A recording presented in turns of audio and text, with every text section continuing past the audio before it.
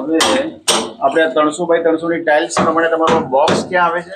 અહીંયા આવશે મારું બોક્સ, આપણું બોક્સ સાંધા પર આવશે ને? સાંધા ઉપર આવશે એક્ઝેક્ટ. એટલે એક જ ટાઇલ્સમાં કટિંગ આવશે, બરાબર? હા, એક ટાઇલ્સમાં કટિંગ આવશે. એટલે કારણ વગરની બધી ટાઇલ્સ આપણે કટિંગ કરી છે. ઓકે. હવે એક નવી વસ્તુ અમે ટ્રાય કરી છે પહેલી વાર કે પ્લેટફોર્મ પછી ટાઇલ્સ અને અહીંયા પણ ગ્રેનાઇટ. એટલે આ મેન્ટેનન્સમાં તમને ઈઝી પડે, કારણ કે આ સૌથી વધારે ગંદો થતો ભાગ હોય છે. જે બી તમે રસોઈ કરો એ બધું જ અહીંયા ચોટતું હોય છે. કાં તો તમે ચીમની લગાડો, અને જો ચીમની ન લગાડવી હોય તો આજે ગ્રેનાઇટ લગાડી દો તો તમારે મેન્ટેનન્સમાં ઈઝી થઈ જાય. હવે આ ગ્રેનાઇટ તમે પહેલા ક્યારે લગાડ્યું છે આવી રીતે? ના, અમે ક્યારે લગાડ્યો નથી. આ ફર્સ્ટ ટાઈમ અમે યુઝ કર્યો છે અને ફર્સ્ટ ટાઈમ અમે લગાડી રહ્યા છીએ. તો આની સ્ટ્રેન્થમાં કઈ વાંધો નહીં આવે? સ્ટ્રેન્થમાં કશો વાંધો ના આવે. 3 બાજુ પકડાઈ જશે, પછી એને કોઈ તૂટવાનું ચાન્સીસ છે જ નહીં. બરોબર.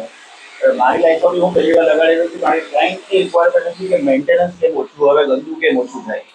એટલે આપણે એ ટ્રાય કરી રહ્યા છીએ ક્લાયન્ટ માટે કે ગંદુ કેમ ઓછું થાય. એટલે આ ટાઇલ્સ બી થોડી સેમી ગ્લોસ છે, ગ્રેનાઇટ છે, ગ્રેનાઇટની સ્કટિંગ પણ છે, અને અહીંયા આ ડબલ ગ્રેનાઇટ કરીને લગાડેલો છે. એની સ્ટ્રેન્થ પણ એટલી છે. પ્લસ અહીંયાથી તમે જોશો નજીક કે અહીંયા નીચે અમે પ્રોફાઇલ લાઇટ બી નાખી રહ્યા છે.